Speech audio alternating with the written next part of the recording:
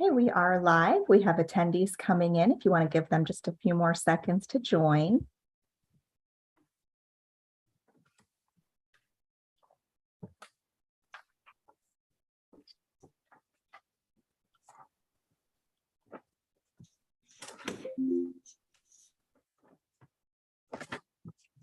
Welcome, everybody. Welcome.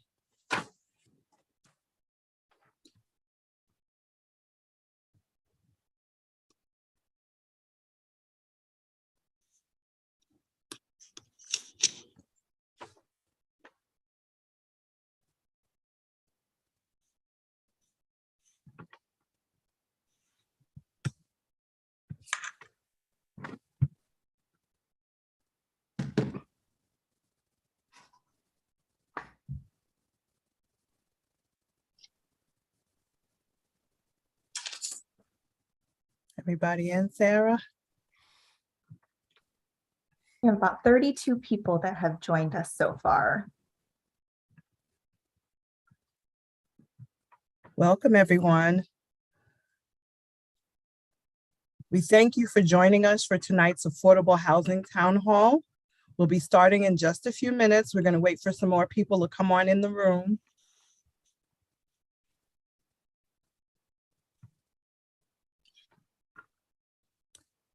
While you wait, would you please take a moment and introduce yourself in the chat so we know who's in the audience?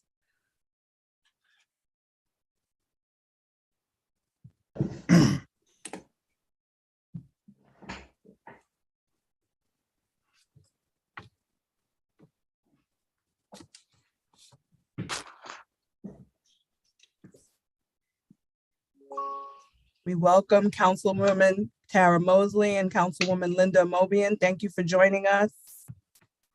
Councilwoman Nancy Holland, we thank you for joining us. Councilwoman Sharon Connor, we thank you for joining us.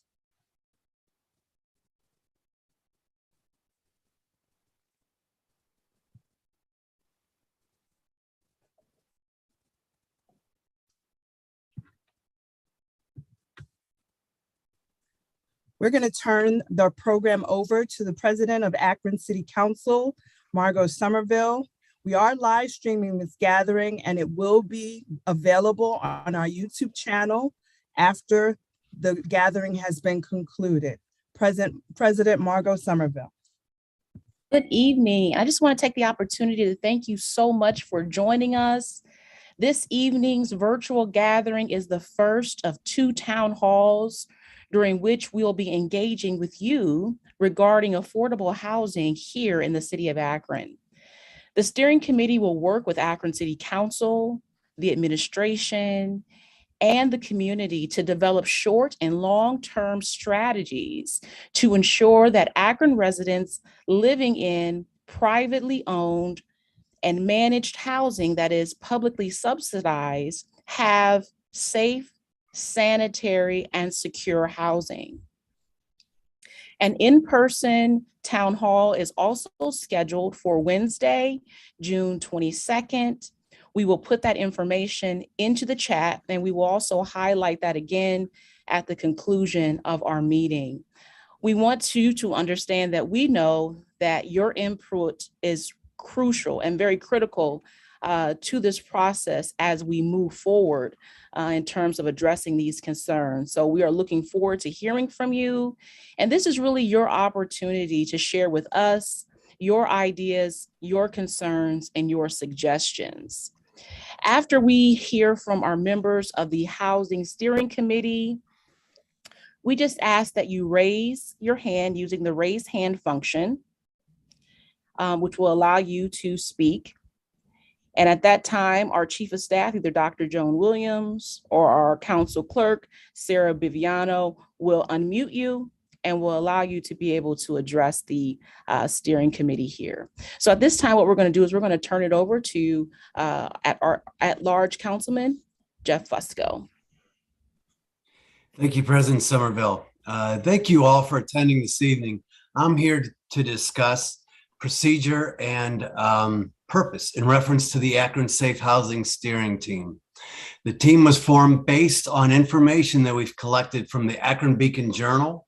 Beginning last November, we've seen articles by Doug Livingston and Abby Marshall, as well as several comments from residents, tenant union members, management companies, and housing inspectors, all of which have appeared before council and discussed problems that they've encountered.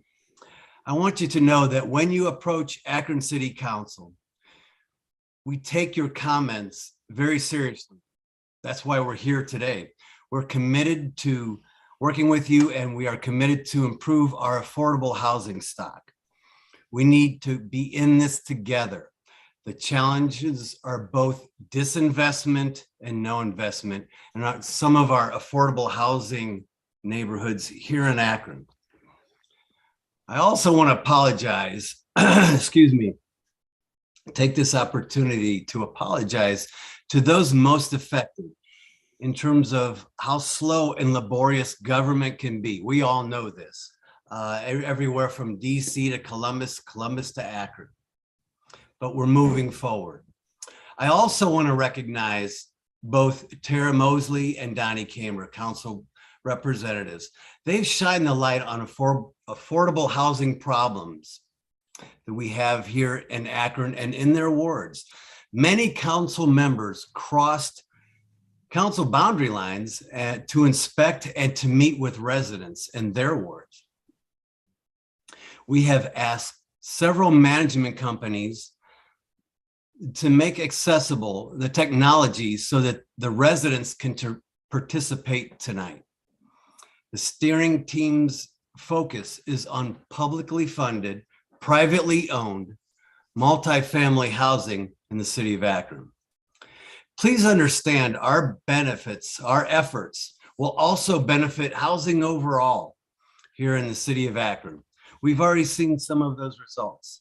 Mayor Horrigan and City Council supported adding 3 to 4 more housing inspectors here in the city of Akron in our new budget, and we're looking forward to bringing them on very soon. Code enforcement. We also appreciate Montrella and Judge Cable meeting with them to discuss what can be done in the court system as well. We appreciate all the hard work the community legal aid and fair housing contact services and their partners have put forward reference to highly successful eviction prevention summit. Council's own Shamus Malik assisted in putting that summit together as well. Many issues above and beyond our eviction crisis were discussed and is now top of mind and is triggering many discussions in City Hall. Let's treat one another with respect and dignity here this evening. Remember, we are all here on the same mission. On the procedure side, we will be hosting an additional town hall in person, as President Somerville mentioned. After that, the steering team will then appoint focus teams. These teams will be run by various members of Akron City Council. However, we need you, the community. We need the nonprofit community, the housing community, the management companies, and most importantly, the residents to help us put together this plan. Several focus teams will be developed with a specific focus area for each team. These recommendations will then be reported to the steering team. The steering team will then roll it out to the community. We will not be able to fix this today. We will not be able to fix this tomorrow. However, our joint efforts together, we can make significant change in the lives of our residents and our neighbors. We've worked hard to get this underway. We expect everyone to treat one another with respect. We have a lot of work ahead. Let's start on a positive tone. please feel free to utilize the chat as we welcome your comments. Now we will ask each of our steering team members to introduce themselves. Tell us the organizations that they work with, and we'll talk about the perspective they bring to our conversations. Thank you.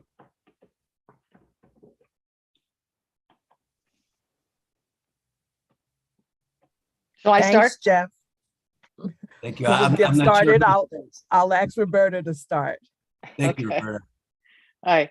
Thank you, Jeff, Margot, and Joan. My name is Roberta Aber. I serve on the Akron Metropolitan Housing Board. I'm currently the vice chair.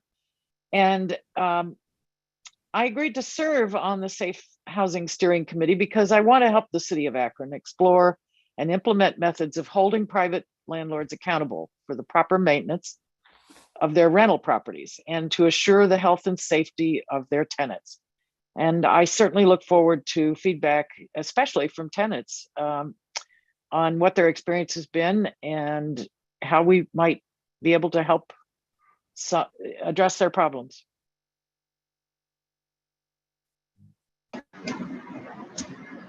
Okay, I believe I'm next. I'm Montrella Jackson. I'm the court administrator at Akron Municipal Court for the last 10 years. I'm grateful for this opportunity to be on this panel and to hear your comments today. As a representative of the Akron Municipal Court under the leadership of Administrative Judge Ron Cable, my hope and my goal is to gather feedback from you to strengthen partnerships with the community, and then also hear best practice from the focus groups as those are developed, and then also to develop and implement those best practices and recommendations. So I'm really looking forward to hearing the feedback from the community today.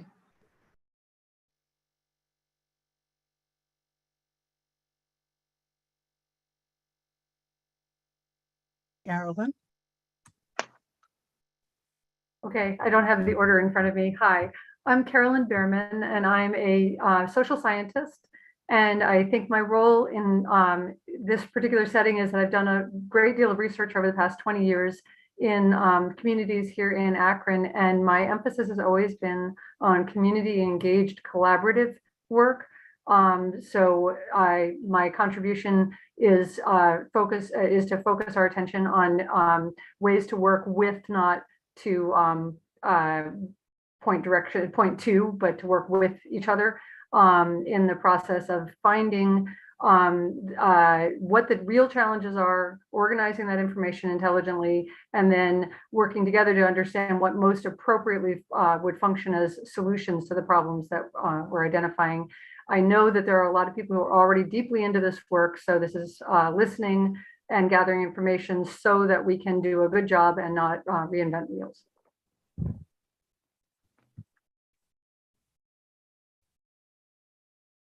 Mr. Smith? Yes, my name is Kazell Smith, East Akron Neighborhood Development Corporation. I've worked in the area 50 years where the private ownership apartments are, and I've experienced some good times and bad times with the establishment there. I hope to bring knowledge, wisdom, and experience to the table, and I'm particularly pleased with the concept of the focus groups, because I think that some of us have been in this this fight for a long time, and then 2 or 3 years later, we ask ourselves, what happened? Well, I think this is a phenomenal opportunity for us to not ask what happened 2 or 3 years from now, but we can have a model program that would be emulated by other entities around the nation. Thank you. Jeff Wilhite? Thank you, Dr. Williams. I'm Jeff Wilhite. I serve on Summit County Council, covering District 4.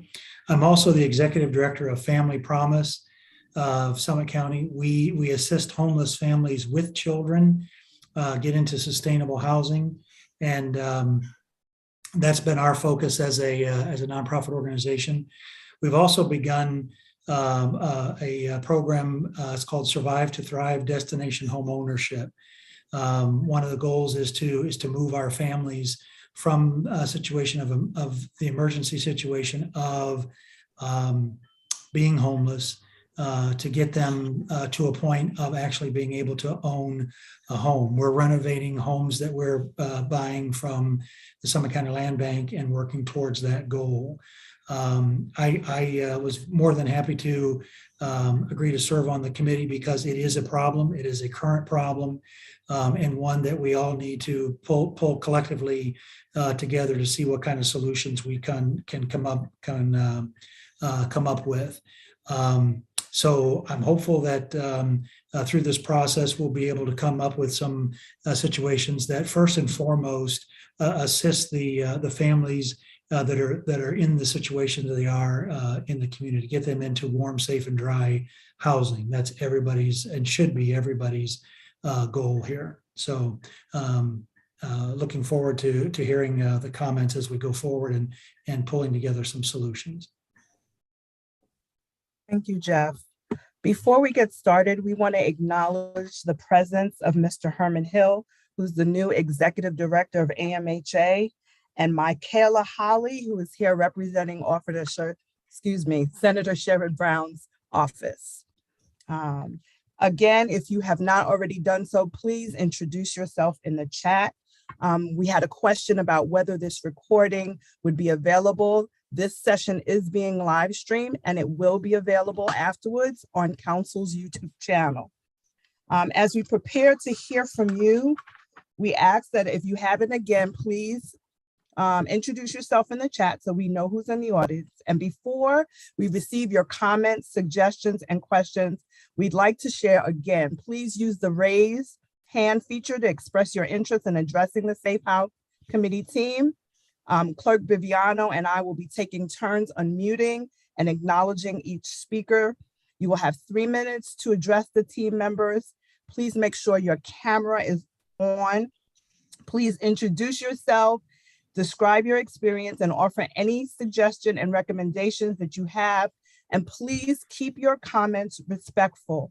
We recognize that we have a problem in our city, and we're here to try to find solutions, not to badger each other. And we're mindful that we cannot solve everybody's individual situation tonight, but everyone who's registered, we have your contact information and can get back in touch with you offline with assistance. Sarah Viviana.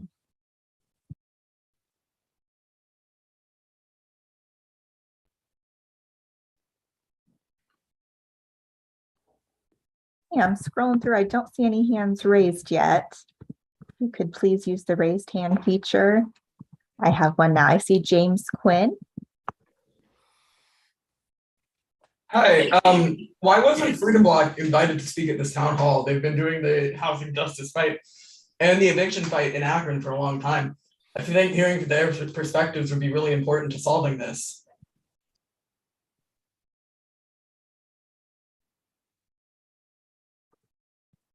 Can I reply? So thank you for raising that. Actually, the committee, just before this started, we agreed that we're going to be attempting to meet with Freedom Block this week. And actually, we've been in touch with Freedom Block, or I have been in touch with Freedom Block, and as part of this committee. So yeah, you're absolutely right. They do great work, and we're looking forward to meeting with them. And but I think they actually have so much to say that it's important to meet with them as a full meeting. And also too, I want to mention too, and maybe I didn't make it clear enough, but whenever we form focus teams, we are asking the community, including the Freedom Block, tenant unions, residents, management companies, owners, all to participate. We are going to have a number of focus teams in different areas, and we want the Freedom Block to be included. There's no question about it.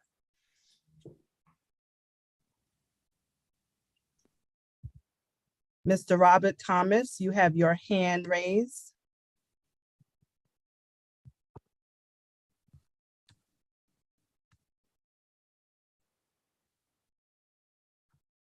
Mr. Robert Thomas. Hello, can you hear me? If you could turn your volume up a little bit, that would be helpful, sir. Thank you. Are you able to hear me now? Much better. I'm sorry about that. I was just asking a question about your site utilization program via the land bank, and what's the ongoing process with that? I know the applications closed some time ago. Where you guys are in the process with that? If I understand your question correctly, you are asking about a site utilization program for the land bank. That's not something I think this committee is prepared to address tonight, but we will be able to get back in touch with you and get some information through your contact information. Appreciate it. You're welcome. Next, we have Nicholas Cassiopo. Hey y'all, my question has to do with the 15-year tax abatement the city's been putting on for the last 5 or so years. Pretty much everybody knows that it's a continuation of like economic or segregationist economic policy and redlining. The city of Cincinnati has been sued under the Fair Housing Act for their policy, which is identical to Akron. Cleveland's currently in a lawsuit for it. So I'd like to know when the city of Akron is going to take an honest look at that and part ways with its like segregationist past. Right now it's being used to give massive millions of dollars worth of tax breaks to out-of-state developers who are just coming in being slumlords with like the Wilbith and Erickson complexes, for example. So my suggestion would be to end that tax abatement for developers and out-of-state realtors and property owners and reverse it so that those benefits actually go to the tenants, actually go to people, poor people living in the city. So that we're actually, you know, helping the city of Akron, not just continuing racist redlining practices.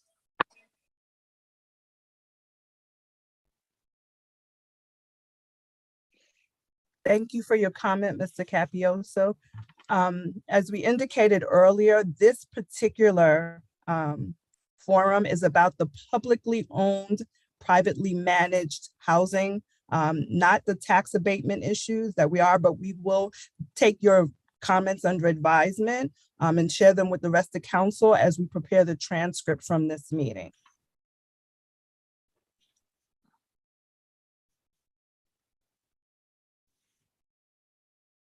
Okay, next I see Cody Cross.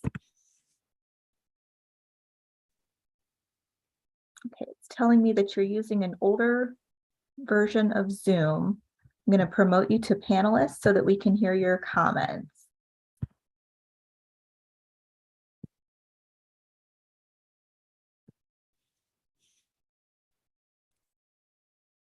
Thank you so much for that, Ms. Viviano.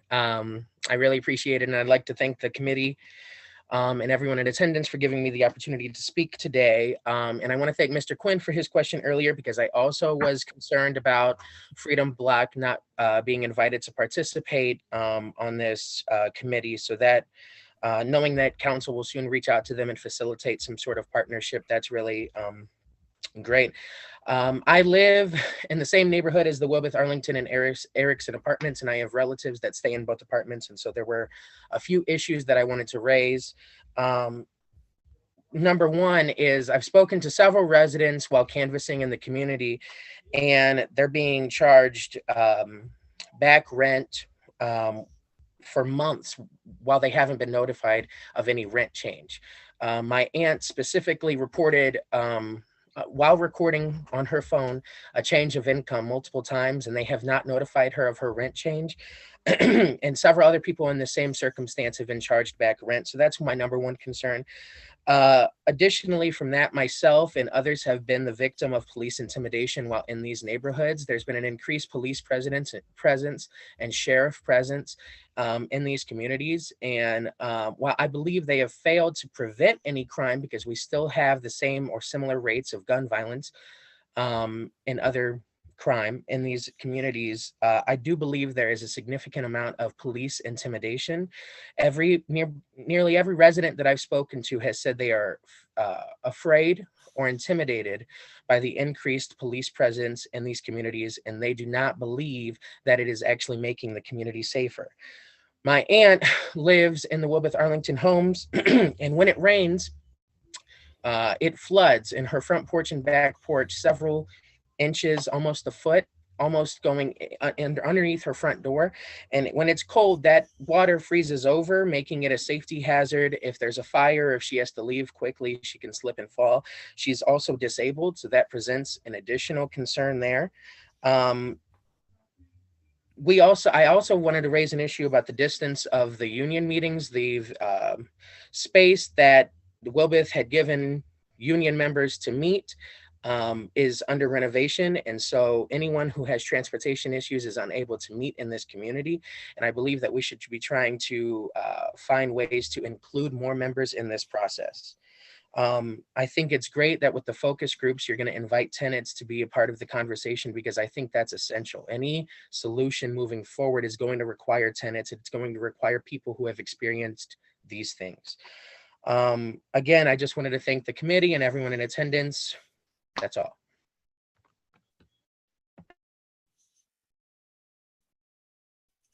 Thank you, Mr. Cross, for your comments. Now we're going to ask Ms. Antoinette Kelly to put your camera on and address the team. Okay, let me see if I can do that. I'm not sure the camera is going to work unless I bring them in as a panelist. Would you like me to? Okay, that's fine. Okay. Hello, can you hear me? Sure.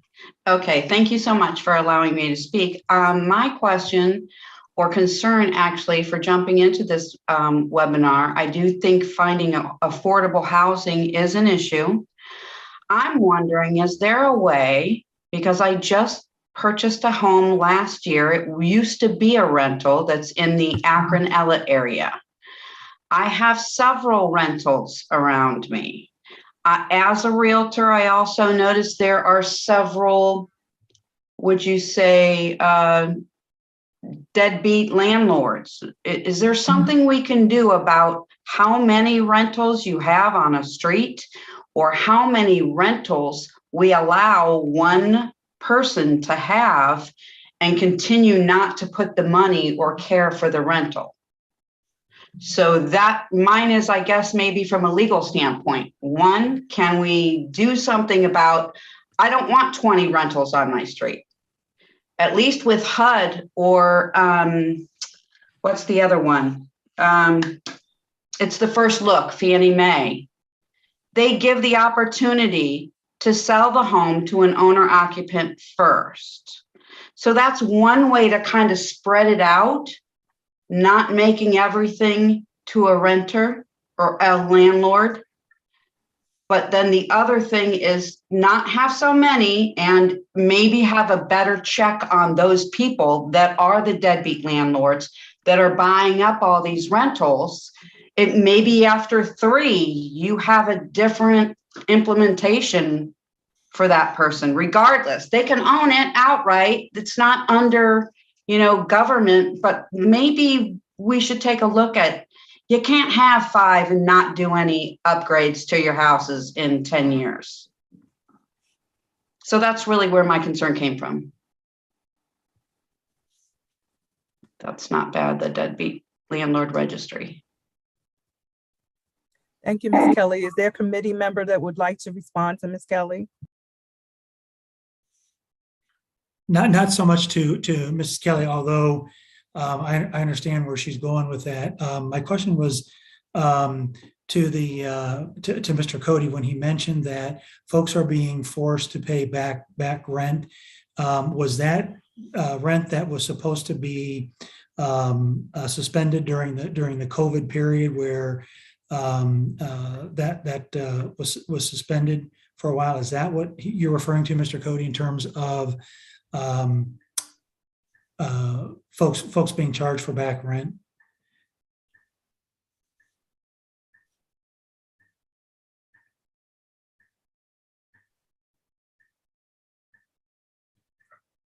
Mr. Cody, you're muted.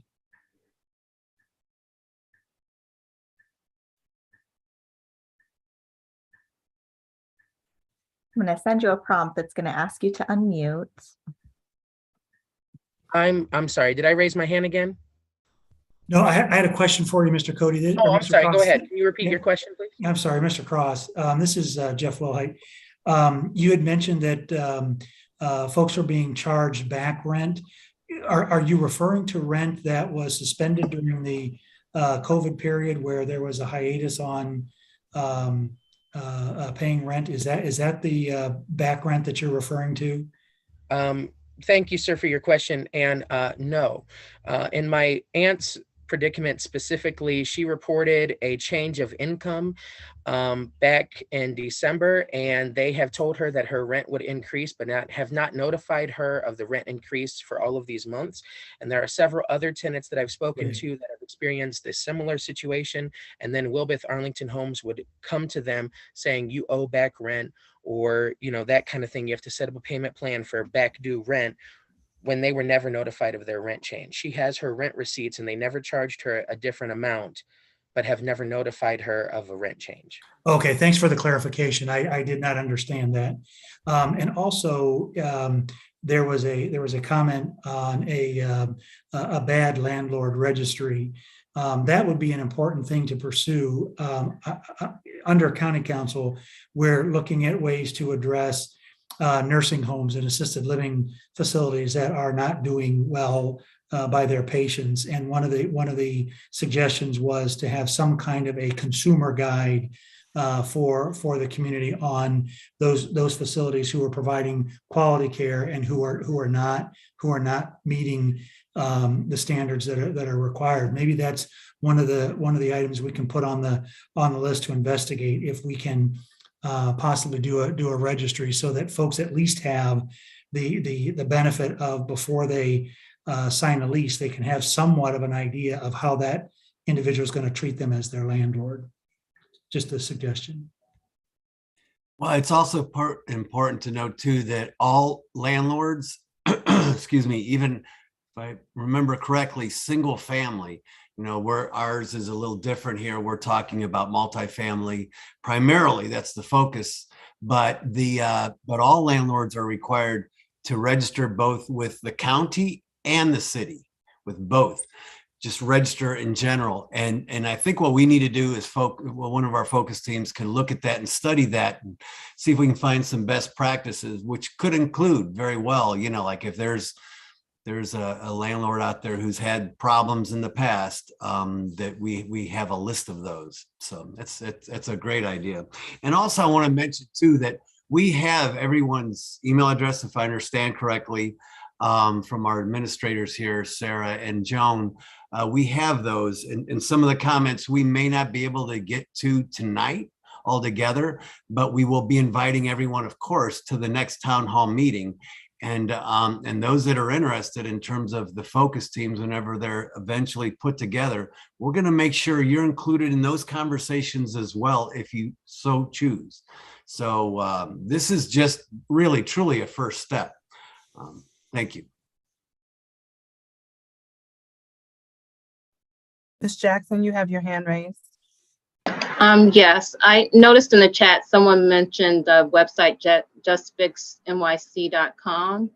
And I want to make sure we make note of that. That is actually a very unique, interesting platform that's available. The court at one point did reach out to that group just to research what services were available.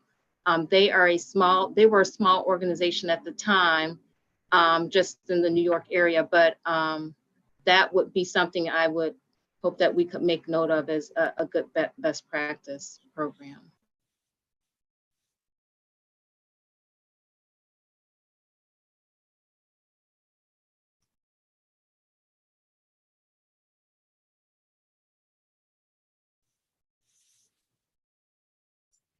So thank you again for giving me the opportunity to speak.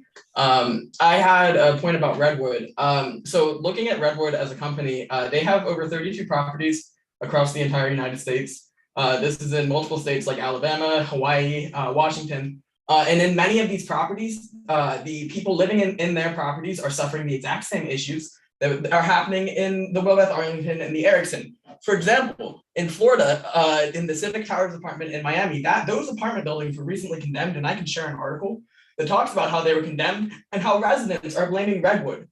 how is Redwood able to operate in Akron and offer so many homes to people if we haven't done any research into like how they operate as a company?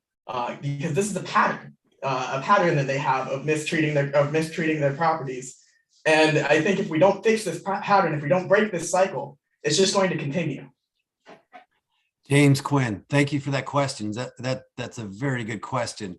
You know, here in Akron, we're a city government, and our responsibilities and our charge are what we do as a city. We're somewhat limited in terms of, you know, who buys property, who doesn't buy property. We have the ability to inspect. The county, we contract with the county. We have our own building department, but the county does inspections whenever there's improvements to a property. Who buys and who sells property, we don't really have a right to regulate all that. And I don't know if we want to do that. But the thing of it is that we can provide incentives for businesses to invest in property, but we're pretty limited in terms of, you know, who buys and who doesn't. And the Fed, keep in mind this too, and that's try to mention this earlier, that we're kind of in this together. This is federally funded, primarily housing that we're talking about. There's some state funds often involved as well. But I think we've also seen successes here in the city of Akron. Successes as in, Elizabeth Park, and in Ward 3, Margot, the Hope 6 project in Ward 3, where we've seen federal funds go into a community that has been that's successful. And so it can be done, but it's going to take all of us together, not just the city of Akron. We're somewhat limited in terms of what we can do, but together we could push the federal side and the state side and develop best practices based on other communities. But it's going to take us all. I would just like to say something.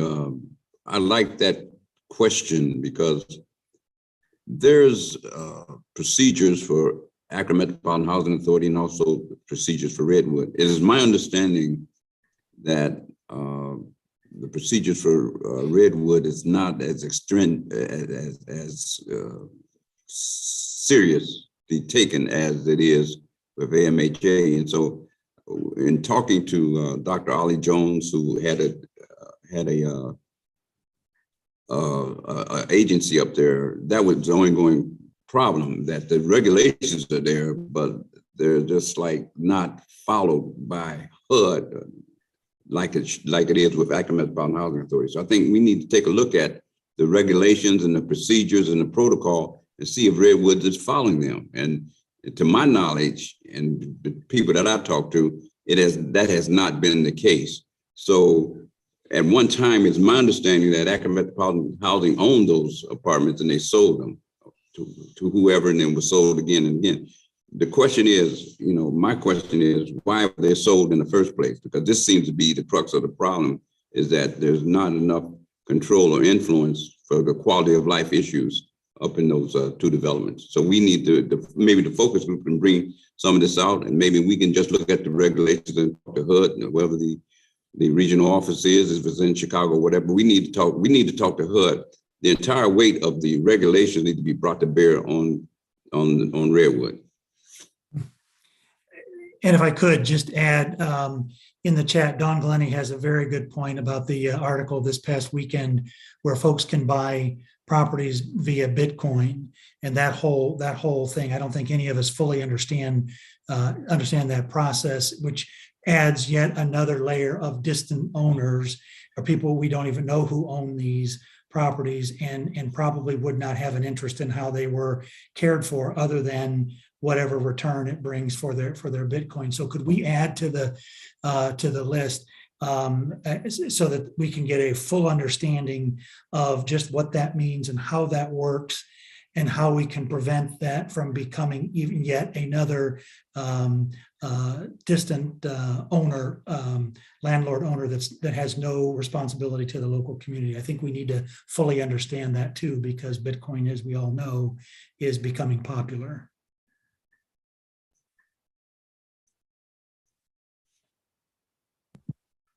Thank you. Miss Admika Mentor, you have your hand raised. Thank you. My name is Amika Mentor. I am an organizer at the Freedom Block. I am also the president of the Erickson Tenant Union, which is owned by Redwood and managed by KMG, which is private owners. As a tenant there, I have lived in infestation. I have been retaliated against because of these people. And also, I am one of the tenants who has to pay the back rent because they were late doing recertification. And they're charging me $30 late fees for every month they were late on me doing the recertification. So that caused me to sign a contract to catch up, which they're charging me now 50% of my income.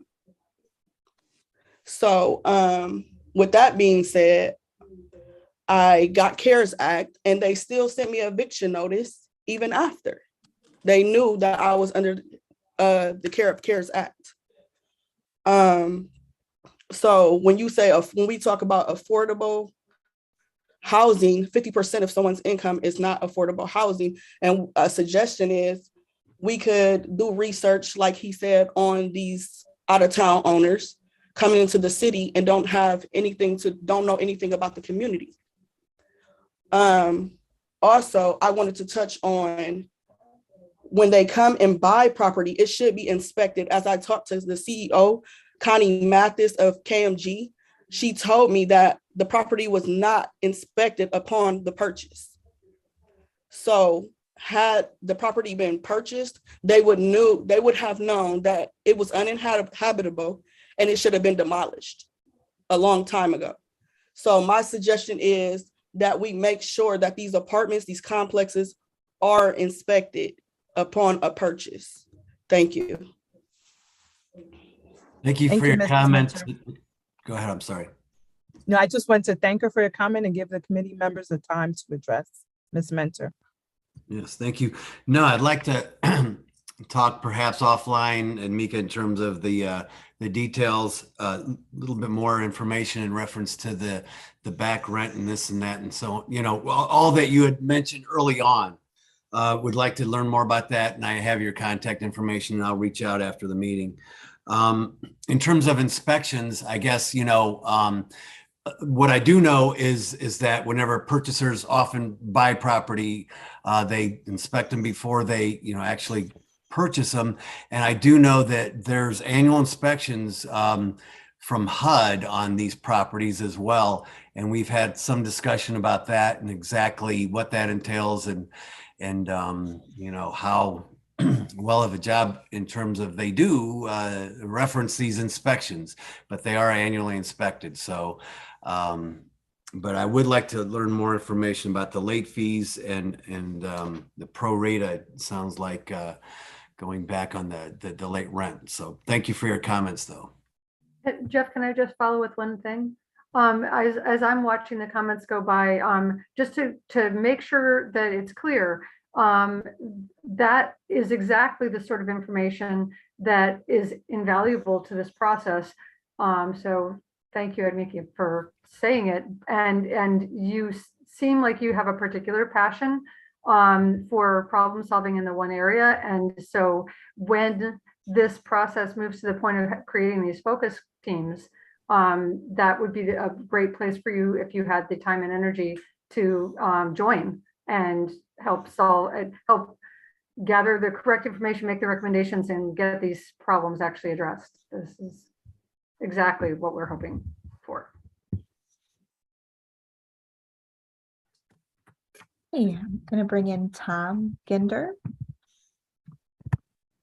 Yes, hello. Thanks for having this. I'm not so involved in the public housing privately owned situation. Though as a property owner in Akron, through a nonprofit organization that has 2 houses and through another for-profit organization that has 2 houses, I think that we can do a better job systemically to support the small property owners. I know of a situation where a couple used their retirement funds to buy very profitable housing here in Akron, but they had no idea how to take care of it or how to manage it. But they sure did get the cash flow out of it. And so if we could partner more with the professional housing organizations as a small investor, 2 to 5 rental properties, I think that would be very good. It's hard enough just trying to keep up with the registrations that Councilman Fusco mentioned earlier, I believe.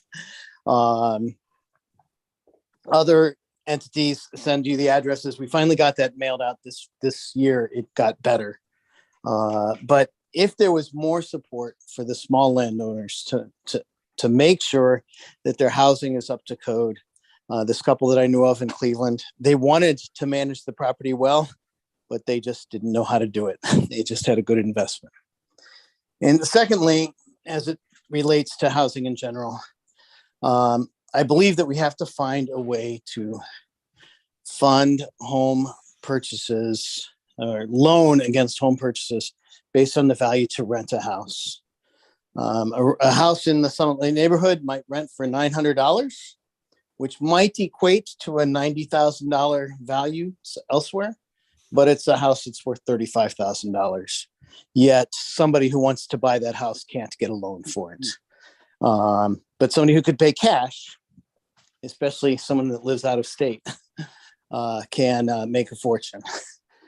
One other thing that I wanted to mention was the requirement for maintenance, especially housing that is subsidized in some way, either through reentry programs, disability, Section 8, et cetera, and that we should ensure that those houses are kept up to snuff. What is happening in a particular house that I know of at Summit Lake, an owner in Washington State has owned it for 12 years, never paid a dime of property tax. And I believe they collect an awful lot of government money running that group home. And we should have better systems to ensure that our money, the minimum pays the local taxes, but also keeps the house up to date and preferably is just as profitable for a local owner as a owner in Washington State. Thanks for those comments, Tom. I like what you'd mentioned in reference to, helping tenants purchase. And we do see an influx. I think it's nationally with real estate increase in values all across the United States. We've seen these investor groups come in, not only to Akron, to other cities all over the country, coming in mass, purchasing properties in mass, and then exploiting them. And so that's kind of like one of the charges I think that we can study and look at. We're looking, of course, we're primarily focused on the one piece, and that being the multifamily developments that are publicly funded and privately managed. But you bring a lot of good points forward. Thank you for that. Next, we're going to hear from Mr. Ben Gifford.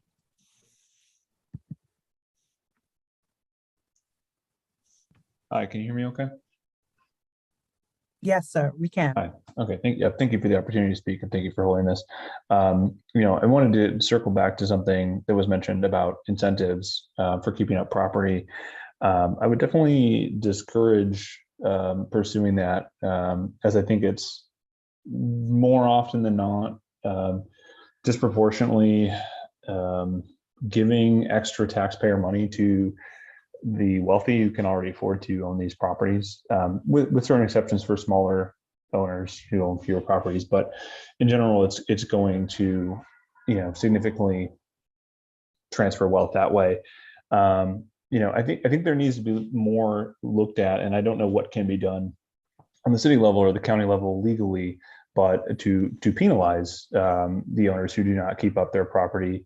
And you have, a restaurant inspector who can shut a restaurant down. We need inspectors that can not shut down because people live in these properties, but who can, significantly send a message and that keeping these properties up are important. A tenant is expected to pay rent on time and maintain the contract that they have with the landlord. And it seems criminal if a owner of a property does not fulfill their end of a contract as well, which may not specifically say providing livable, safe, clean housing, but I think that needs to be in there and that should be followed. So levying, legal action, suing them in court, leveling fees against them. And if it's not worth their time to manage a property that they can't maintain, they should not be in charge of or owning that property. Thank you. Thank you for your comments, Mr. Gifford. Would any of the committee members like to address or respond?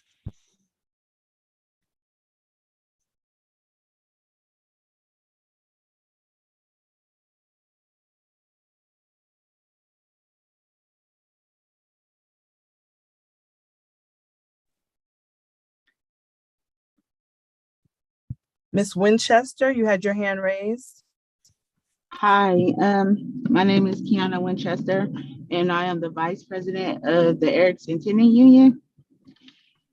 And I just don't understand when you guys ask us to speak up and you guys ask us to come to y'all for help and let you guys know what we need, but at the same time, we keep coming and we don't get any results. As far as Redwood, we speak to them, we try to work with them and let them know what's going on. But when we speak up for ourselves, we're getting harassed. We're getting eviction notices. The first thing we say that they don't like, there's an issue. You got to come in there. Do you know how many recertifications I filled out and I moved in my apartment in October 28th, I moved in there. And I then did about 4 recertifications. Right now, they told me I need to come do another one. And if I don't come get another one, then I'm going to be kicked off and then I'm going to be evicted. Also, they are harassing me about my dog.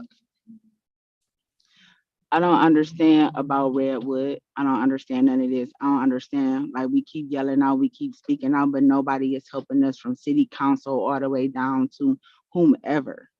Like you say, tenants should pay their rent on time. Yes, that's true. But a lot of tenants don't want to pay their rent if they not living healthy. The person don't want to take care of their home if the home is not taking care of them. And we come to y'all for the help to try to make peace with these landlords, and we still ain't getting no help. So what can y'all do to help us help y'all? Other than what we're doing now. I don't know anything more that we can do.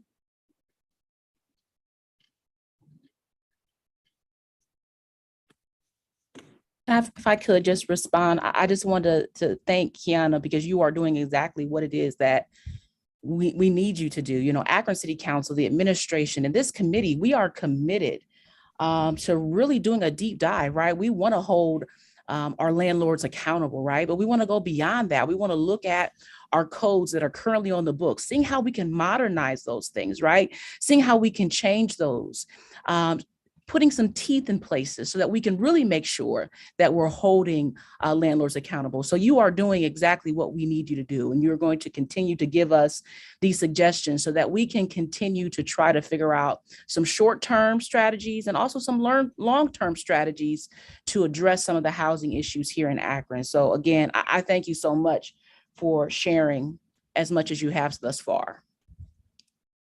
I too would like to thank you for your comments and also appreciate the efforts. It's important to note too that I know that many council members, including Jeff Wilhite from County Council, has visited and has met with the Freedom Block folks and has met with tenants, walked through units, that we identified problems with, and they have been corrected. We have also had discussions with the management company asking them to do better, to improve, and they have added better communication in terms of when problems exist, and they've corrected problems within the units, especially the ones that they have contracted to improve. They've corrected those problems because we've seen them. Firsthand, we've seen them, and a lot of council members they don't represent that area necessarily where we went for the inspections, and but they attended because they care. And so, yes, we have a lot more work to do. And yes, please join our focus teams and please help us move this forward. Thank you.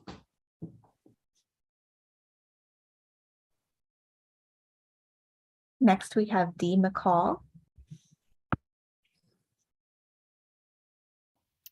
Hello, good evening. Can you all hear me? So I am here joined with a tenant from a private landlord as well. So I will go first and then I'll have her go. My question for the evening is, what is the purpose of this call? Because if the president of city council was able to deep dive on certain subjects, we have been on city council for the past 8 months identifying those ordinances that these apartment buildings aren't upholding. And we've also identified how there is a lack of accountability in every aspect of the city. So again, I just want to understand, what is the purpose if we've been bringing these same issues to your attention for the last 8 months? And then I also have Ramona here that could speak to you all. One moment. Identify yourself. Yes, hello, my name is Ramona White, and I just want to say, I'm tired. Like, I'm a good tenant.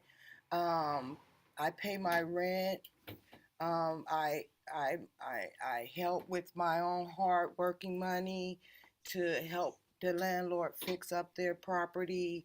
And still, I have the housing authorities helping me, push him forward to fixing up the things that need to be fixed, because I just feel like I shouldn't be harassed or feel like I have to go through all these changes for someone to fix up their property, windows, plumbing, and be threatened to be put out.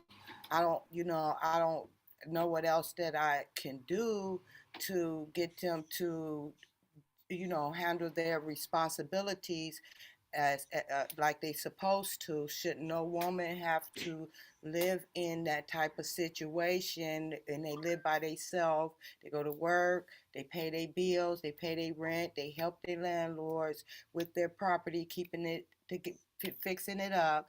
And all I ask is to have heat, water, no leaks, because now you threatening me to pay your water and you have leaks, or I get evicted. It's just like an ongoing battle. I'm trying to be patient. They have done some things, but like I said, I had to go to the housing authorities and courts to get them to, fix their own property.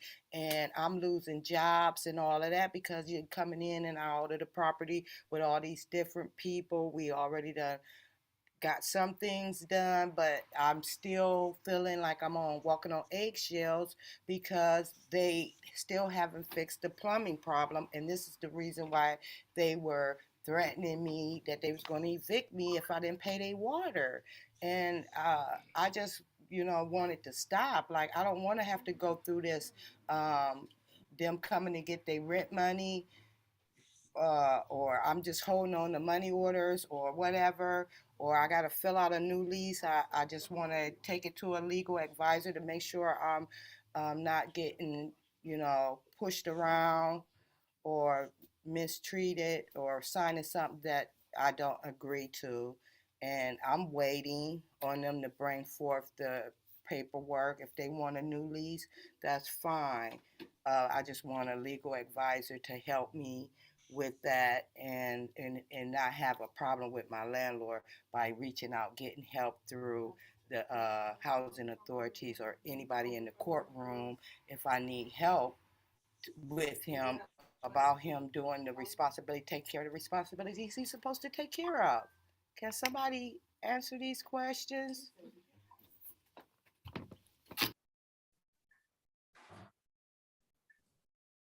Jeff, you want to respond? I don't have the answer to that specific question, but I was going to throw this out. One of the things that has been talked about, and I'm just curious if we as a committee could pull the folks together who could help us do this. We've talked about a tenant's bill of rights.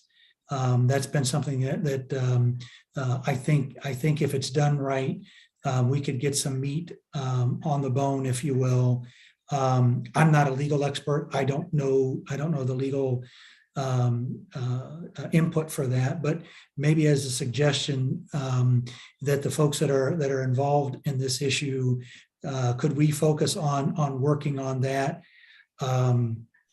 now and get something that could be sort of the line in the sand, if you will, because I think it would send the message to landlords that the city is concerned about the tenants. It bothers me, and I know it bothers all of you when you hear the kind of stories we just heard, and then folks who are retaliated against if they bring up an issue or there is a concern in their dwelling or whatever. Maybe that's the way that we could, as I say, get a line in the sand, pull the folks that are on this call and others to be able to draft and present and find out just what our rights are as a community to put together a tenant's bill of rights and go from there. I'd just like to say that, I feel this frustration of the tenants, but I think that we're at a point now where something is going to happen. I know that there's been complaints, and like Dee was saying that for the last 8 months, they brought stuff forward, nothing happened. I think things are going to happen if, in fact, we all pull together in a partnership, and I think that's where we are. I think someone asked for legal advice. I don't know if we can do that, but what I would suggest and highly recommend is all the concerns that we write them down and find out who gets these concerns, and then we try to resolve them. That would be my advice to the Tenants Council. We're going to take our last participant round. Ms. Kim Brown, we're going to unmute you so you can present your concerns. Good evening, all. How are you? I am the executive director of WinCo, as I mentioned in the chat, but I'm also a private landlord. I'm an excellent landlord, and not just tooting my own horn. I rent solely to people with vouchers in my private properties, as well as the properties that are owned by Westside Neighborhood Development Corporation. The reason I feel strongly about being an excellent landlord is because stories that we hear, and we've been hearing for a while, break my heart. I don't believe that just because you have a hiccup in time where you need some assistance, that you should have to live any other way than the way I would live. So I think it's important that we recognize all of the people that are participating and saying, we hear you and we would like to do something. So bravo and kudos to you all. Thank you. I also think that in my experience, it has been really competition that forces people to do better. So landlords would do better if there were more options. And if it's the only place you have to go, then of course you're going to say, well, they have to live with this. So I'm looking at all of the properties that we have, and these are not multifamily. I'm speaking just making affordable housing available. All of the properties that we have. And my understanding is that you can buy a package of tax delinquent properties, and investors can sit on them for 10 to 15 years. Is that correct? Mr. Wilhite, could you yes or no that? Is that true with the county? Okay, well, we'll I get do back not know to the it. answer to that. Yeah. Okay, so I have investors from out of state, and they've often looked at properties, and they're tied up in other investments for decades. And blight encourages blight, dereliction and lack of duty. When you see that around you, sometimes you follow suit. So I think that that would be a wonderful thing if we could start looking at ways that we could get better investors to come in, take over some of the delinquent properties, not the ones that are owned because we can't take them back. But also, I've worked with the city, with Winco for many, many years, and I know that their heart and passion for affordable housing exists. I've worked with them as they've built homes for homeowners, as they purchased blighted homes. So there have been things that have moved forward. I would certainly love for things to move forward. I also know that the city, I recently found out that the city has a program that they can actually go in for housing violations, even if it's vacant. Can that city housing violation program, can that department go in to the larger multifamilies with the same initiative and say there actually are people here and you're in violation? Thank you for that question. As I mentioned before, you know, we have been short staff. Actually, a lot of the departments has been short staff really since the recession. Housing has been one of them. We are hiring 3 to 4 new inspectors. Thought we mentioned that early on, but we have, and yes, they can go into multifamily housing, and they have gone into multifamily housing. So yes, we do, and we're looking forward to getting more inspectors out in the field and more enforcement from that. Thank you. And oftentimes, being short-staffed like that, what we've seen is, you know, the inspectors are inundated, just like many departments in the city are inundated with complaints. But we'll definitely see improvement, I feel, in the next 3 to 4 months after we bring them in. Thanks. At this time, do we have any final closing comments from any of our steering committee members? Just that I want to thank everyone for attending tonight. I know some of the comments have been somewhat negative, but that is not going to sway us whatsoever. What we're going to do is we're going to move forward. We're going to continue to work with the community. We're going to continue to work with those who want to work with us in terms of improving the housing stock within these developments. And that's what we're going to do. We've already seen some progress in that. And we're going to continue to move forward, and just want to thank those who've participated this evening, brought forward all their concerns, all their ideas. A couple of them I would like to talk to you, Dee, about Dee McCall. The one, I didn't get her name, had some concerns about the management company over there. And so I wanted to talk to you, and perhaps tomorrow we can catch up on that one. But this is how things are getting done. Again, after the next town hall, we'll be developing the focus teams, and we're asking everyone to participate. Thanks. I would just like to say, I think that what we need to do also is to, in the interim prior to the next town meeting, we need to meet with the tenants council and others at Redwood and talk to them. That way, I think we'd be in a better position at the next town meeting.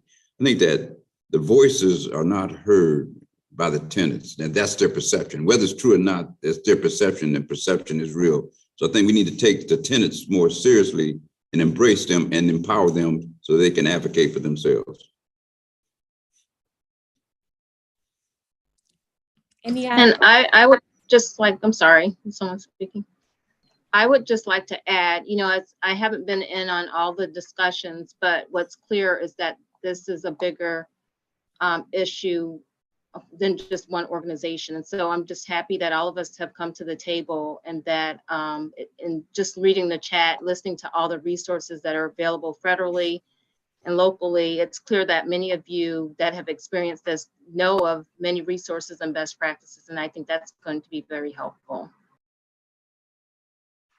I just want to add that I hope that especially the people who have given us references to other cities and things that are happening in other places, that you will be a part of the focus groups. I think that's going to be very helpful, and I appreciate everybody's participation tonight. Thank you. Has everyone had an opportunity who wishes to do so? All right, I think so. So again, I just want to thank everyone for joining us tonight. Again, we will have a in-person session. We're hoping that all of you can join us. That will be on Wednesday, June 22nd from 6 p.m. to 8 p.m. at the main library. Again, I understand the frustrations. I want people to know that you've been coming down to council and you have been sharing your concerns. We have heard you, and that's why we put this group together, right? We cannot do this work alone. We're going to need your help to help us in that. And again, we're looking at best practices across the country in terms of how we can address some of the very concerns that all of you have brought forth today. And so again, what we'll do is we'll take all of this feedback that we've collected on tonight, and also the feedback that we will collect at our in-person town hall, and we will provide all of that information to all of you who have participated on this call. And all of your suggestions, all of your ideas and feedback is really going to help be the driver of the work that this community will be doing moving forward as we're addressing housing here in Akron. So again, we hope that we will see you Wednesday, June 22nd. We look forward to that, and have a great night.